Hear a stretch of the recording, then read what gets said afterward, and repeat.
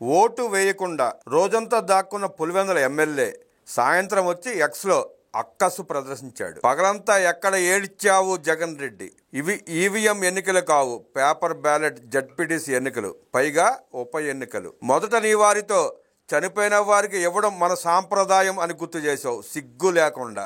నంద్యాలలో నువ్వు ఆ సాంప్రదాయం దశాబ్దం క్రితమే తొంగలో తొక్కావు.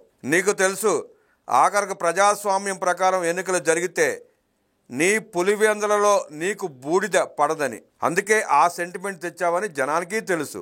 నీ అవ్వ జయ్యమ్మ అదే పులివెందులలో వార్డు మెంబర్గా ఓడిపోయింది.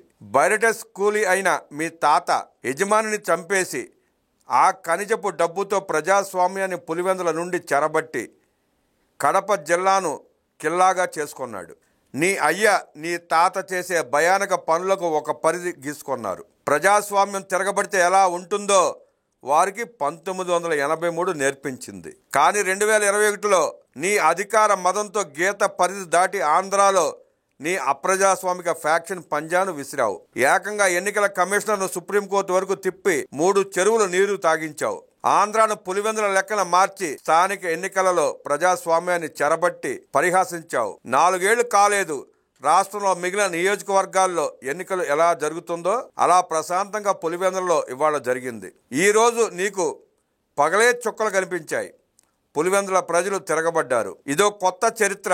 నీ తాత కాలం నుండి నువ్వు పుట్టి బుద్ధి ఎరిగాక ఇది నీకే కొత్తగా కనిపించడంలో ఆశ్చర్యపోనక్కర్లేదు. మీ సందింటి పంజరంలో నుండి పులివెందుల ప్రజాస్వామ్యాన్ని స్వేచ్ఛగా వదిలేశారు. ఏంటి ఆ చిన్న జడ్పీటీసీని నీ నుండి లాక్కున్నారా? అదేమన్నా నీ తాత సొత్తు అనుకున్నావా? నీ వారసత్వ జాగీర్ అనుకున్నావా? అక్కడి ప్రజలను మనుషులుగా చూశారా మీరు ఎప్పుడైనా? వారి ఆత్మాభిమానం గురించి మీకు తెలుసా? 30 ఏళ్లుగా మీ సందింటి వారు శాసిస్తే ఏకగ్రీవం అయ్యాయి. ఎలా శాసించేవారో ప్రజలకు తెలుసు. అక్కడ ప్రజలకు కాస్తో ఇష్కిస్తో ఎప్పుడు పిలిచినా అండగా ఉండే వివేకానంద రెడ్డిని మీరు తెగ నరికినప్పుడే ఆ కనుసైగల గుడ్లు పీకేయాలని కసి ఉన్న జనాలకు ఈరోజు కలిసి వచ్చింది. మొట్టమొదటిసారిగా కడప టైగర్ ఉమేష్ చంద్ర సైనికులులా పోలీసులు పనిచేశారు. అసలు సిసరైన కాకి సింహాలు ఎదురైతే ఒంటేలు పోసుకునే పాలెగాళ్లు లెక్కన తలుపులు బిడాయించుకున్నారు. ఇవాళ ఈ రోజుతోనే సందింటి ప్రజాస్వామ్యం సమాధి అయింది.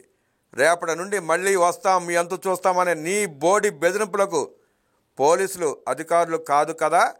పులివెందులలో అత్యవసరంగా ఒంటేలు పోసుకునే చిన్న పిల్లగాడి నుండి వృద్ధుల వరకు మీరు ఆ దారిలో వస్తున్నా లేవను కూడా లేవరు. పులివెందులకు భయం పోయింది. అలా అని మీరు భయపెట్టాలని చూస్తే మక్కెలు ఎరగదీస్తారు. సందింటి చీడ ఈ రోజుతో దులిపేశారు. నీ పనికి మాలిన మీడియా అవినీతి సొమ్ములు విదిల్చి బులుగు మీడియాతో చేసే ప్రచారం నమ్మే రోజులు ఈ రోజుతో పోయాయి. 2025 స్వాతంత్ర దినోత్సవం ప్రత్యేకమైంది. 3 దశాబ్దాల తర్వాత చివరి పాలెగాడైన నీ తరం నుండి కడప కూడా విముక్తి పొందింది. నువ్వు ఎంత పెడబొబ్బులు పెడితే అంతగా అబాసు పాలవుతావు. తేలకుట్టిన దొంగలా ఏడ్చుకో. నువ్వు ప్రజాస్వామ్య పాఠాలు వల్లిస్తే దెయ్యాలు వేదాలు వల్లించినట్లు ఉంటుంది జగన్ రెడ్డి.